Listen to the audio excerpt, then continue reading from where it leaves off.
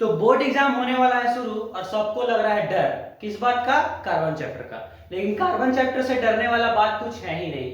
आज हम लोग पढ़ने वाले हैं कि ये कार्बन आखिर होता क्या है जिससे आदमी लोग इतना डरता है। जबकि कार्बन चैप्टर को जब हम लोग इजी वे में आज पढ़ने जा रहे हैं, और सबसे पहले आज हम लोग पढ़ेंगे इंट्रो ऑफ कार्बन, मतलब कार्बन का इंट्रोडक्शन की कार्बन आखिर होता क्या है। ठीक है, तो हम लोग शुरू करते हैं। सबसे पहला टॉपिक है कि कार्बन होता क्या है। उससे पहले हम लोग जानते हैं उसका सिंबल। तो कार्बन का जो सिंबल होता है उसको हम लोग कैपिटल सी से डिनोट करते हैं। ठीक है, उसके बाद हम लोग का है कि इस कार्बन में इसका एटॉमिक नंबर कितना होता है। एटॉमिक नंबर जानने के लिए जो हम लोग एलिमेंट का नंबर ये याद करते हैं, याद कीजिए, hydrogen, helium, lithium, beryllium, boron, carbon.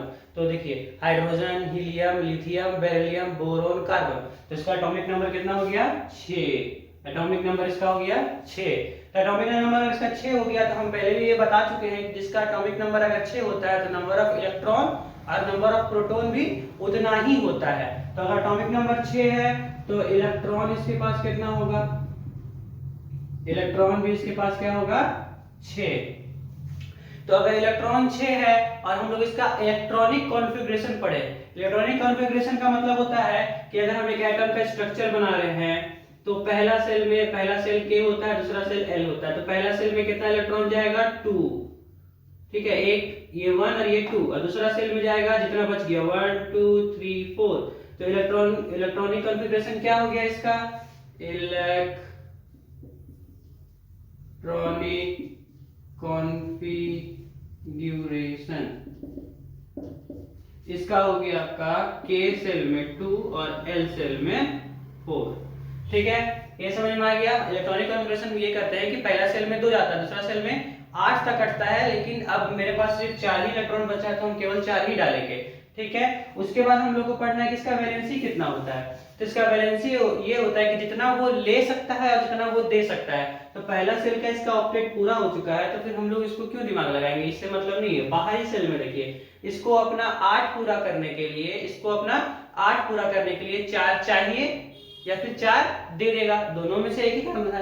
लेकिन अगर ये 4 किसी को दे देगा, इतना इसके पास ताकत नहीं होता कि ये 4 किसी को दे पाए, और कोई ऐसा दानी एलिमेंट है नहीं जो अपना 4 दे दे।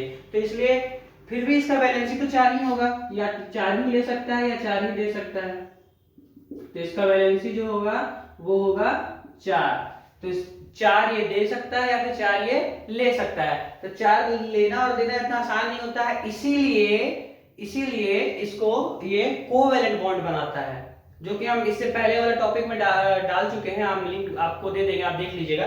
इसलिए ये कोवैलेंट बॉन्ड बनाता है। ठीक है, और वैलेंसी 4 होता है, तो ये 4 है इसलिए इसको हम लोग टेट्रावैलेंट भी बोलते हैं। टेट्रा माने 4 होता है, टेट्रावैलेंट मतलब इसका टेट्रा का मतलब ही 4 होता है, इसलिए इसका नाम है टेट्रावैलेंट। ठीक है, और एक और बात, कार्बन जो होता है, carbon is a non metal. Carbon metal नहीं है, कार्बन क्या है? Non metal. तो ये है बेसिक कार्बन के बारे में हम लोग जाने कि कार्बन आखिर होता क्या है। पहला उदाहरण फिर से, इसका सिंबल C होता है, एटॉमिक नंबर 6 होता है। एटॉमिक नंबर 6 है मतलब नंबर ऑफ इलेक्ट्रॉन और नंबर ऑफ प्रोटॉन सेम है इसका, तो इसलिए इसका इलेक्ट्रॉन भी 6 होगा। इलेक्ट्रॉनिक कॉन्फ़िगरेशन मतलब उसका सेल में कितना डालना है, तो 2 और 4, मतलब पहला सेल में 2 और उसके आगे वाला सेल में 4, तो 4 डाल दिए। तो अब इसका लास्ट सेल में 4 है, तो ये 4 ले सकता है या फिर 4 दे सकता है, तो इसलिए इसका वैलेंसी कितना हो जाएगा? 4। इसका वैलेंसी 4 है, इसलिए इसको टेट्रावैलेंट बोलते हैं। और कार्बन एक नॉन मेटल होता है। कार्बन ऐसा एलिमेंट है जो हम लोग का दुनिया में 90% से भी ज्यादा जो भी यहाँ हम लोग के आसपास में दिख रहा है, हम लोग खुद कार्बन के बने हुए हैं, या ढेर सारा सामान जो हम लोग के आसपास में है वो सारा चीज कार्बन से बना हुआ है। चाहे पेंसिल हो गया, पेन हो गया, ये सारा चीज, यहाँ तक कि डायमंड भी कार्बन से बना हुआ है।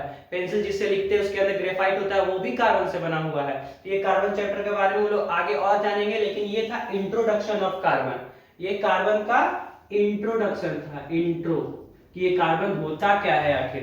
तो कार्बन का बेसिक इंट्रो हम दे दिए हैं। अब आगे वीडियो में हम ये जानेंगे कि आखिर कार्बन का क्या फीचर्स है, कार्बन कैसे रहता है, उसका क्या खासियत है। ठीक है, तो आगे वीडियो देखने के लिए चैनल को सब्सक्राइब कर लीजिएगा। Thank you.